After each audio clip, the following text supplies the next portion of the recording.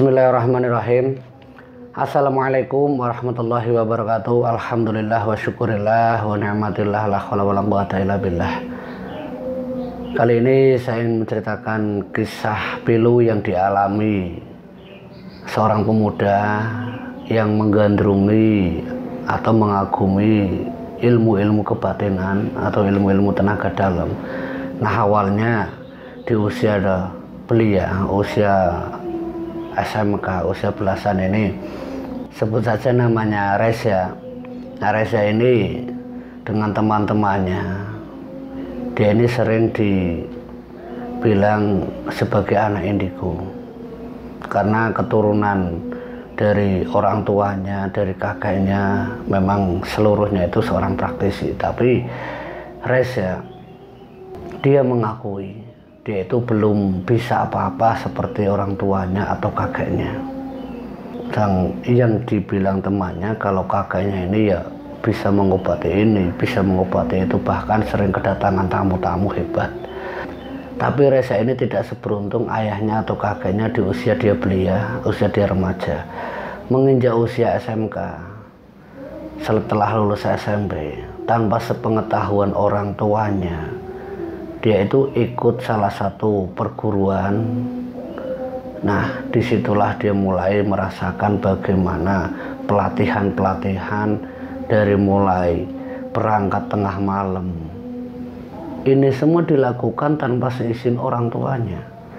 Reza mengikuti dengan teman-temannya. Reza memang punya mental, ya dibilang mentalnya luar biasa, karena di setiap pelatihan banyak teman-temannya yang gugur atau istilahnya tidak lulus ya dikarenakan ketakutan melihat sesuatu yang ya asing. Asingnya di sini bukan soal tempat atau gimana, tapi karena banyaknya penampakan yang memang itu sebagian daripada uji nyali di setiap perguruan.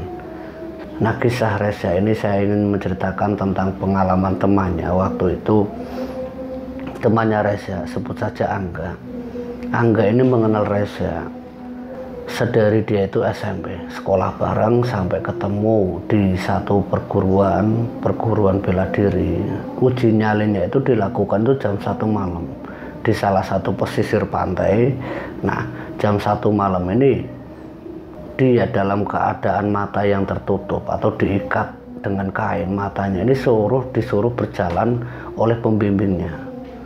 Nah, Angga waktu itu tidak mau mengikuti ujian tersebut, sementara Reza itu ikut ujian tersebut. Dengan cara apa?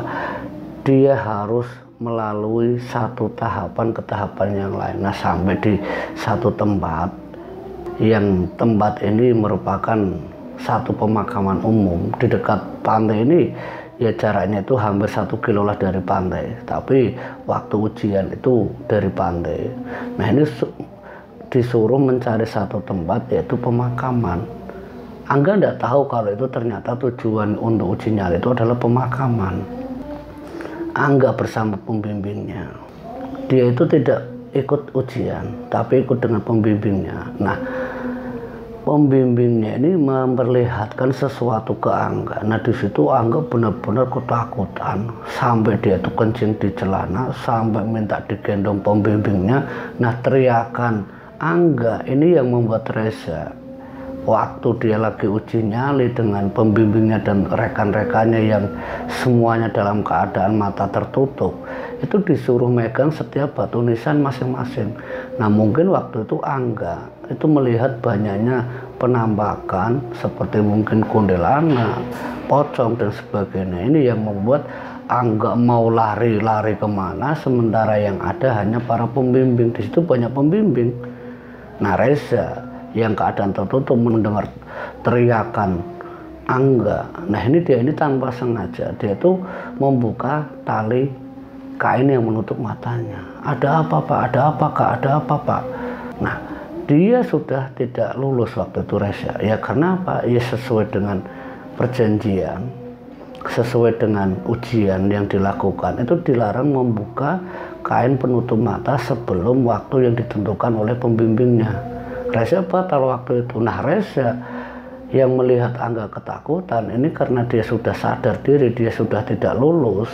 Di situ benar-benar Angga sama Reza ini melihat banyaknya penampakan yang benar-benar membuat seluruh peserta itu hampir seluruhnya, atau ada 15 peserta, karena di setiap malam tertentu itu ada bagiannya masing-masing.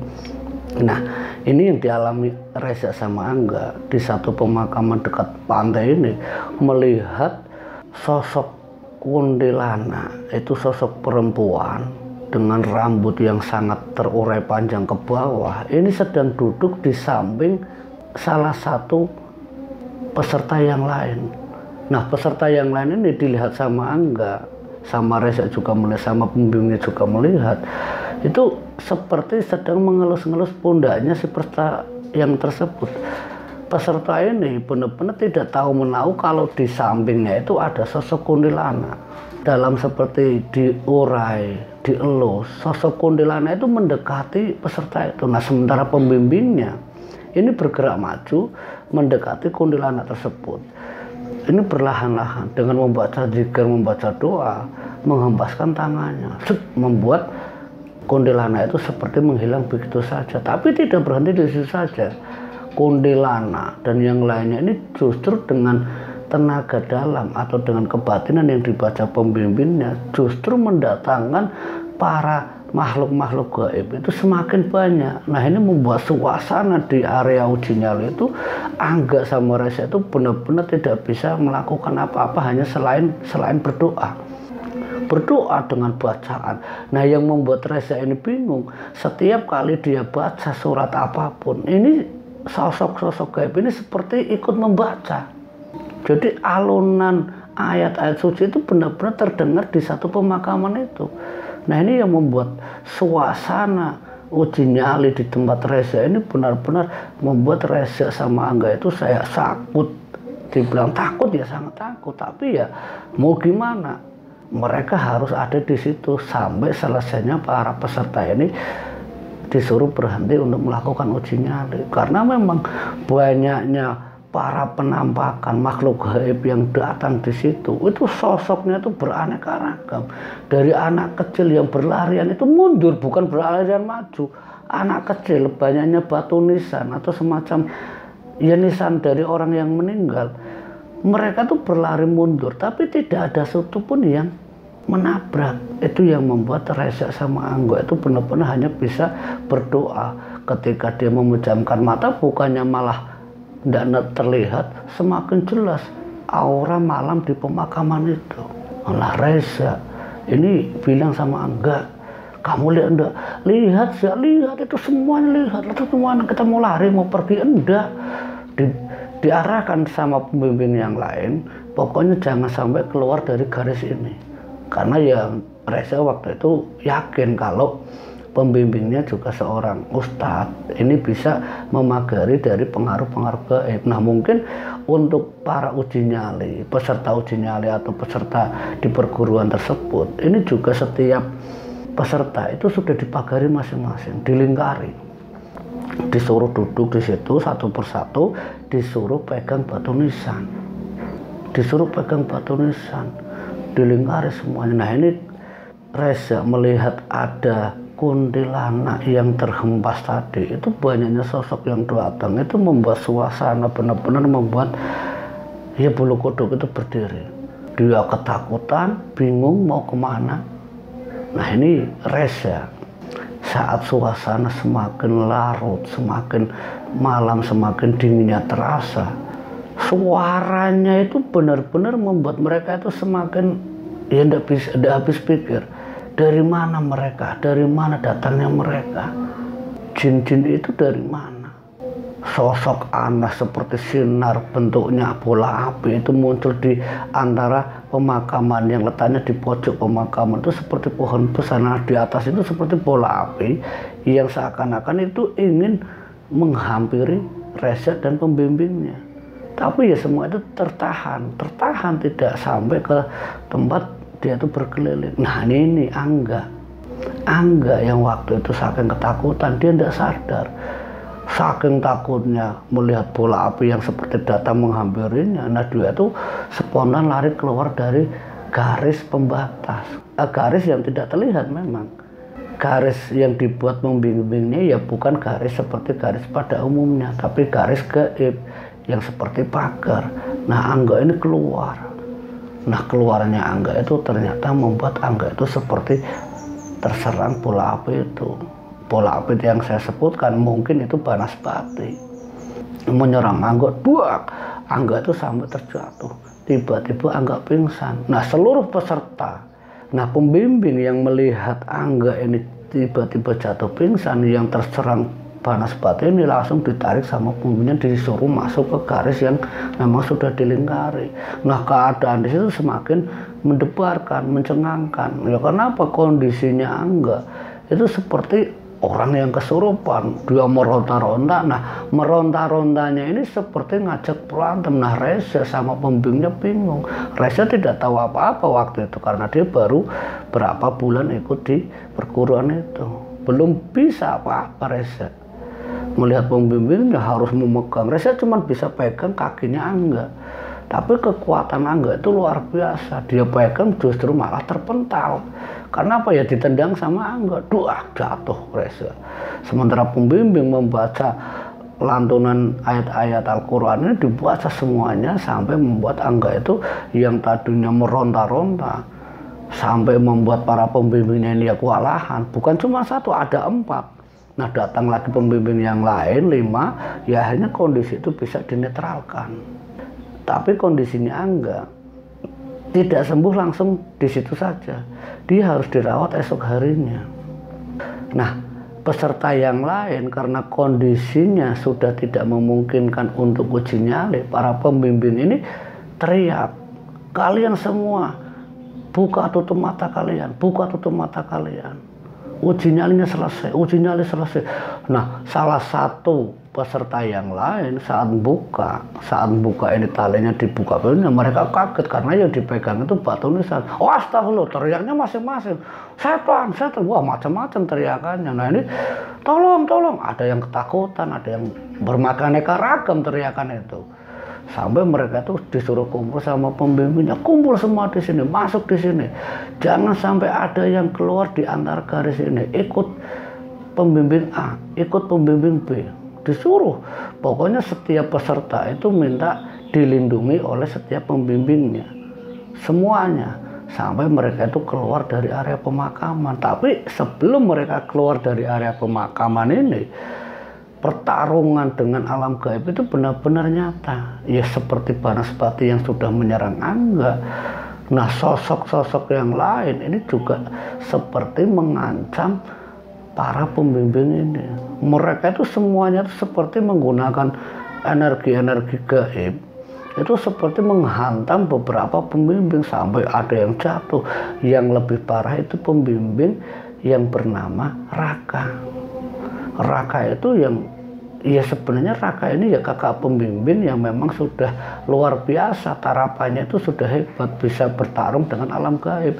Tapi pada kenyataannya Raka yang bertarung dengan pembimbing yang lain, Raka sampai terjungkal, beberapa kali dia terjatuh sampai dia itu keluar namanya darah dari mulutnya. Ya karena pertarungan dengan gaib itu. Nah, peserta yang lain yang ada 15 termasuk Reza dan Angga itu kebingungan.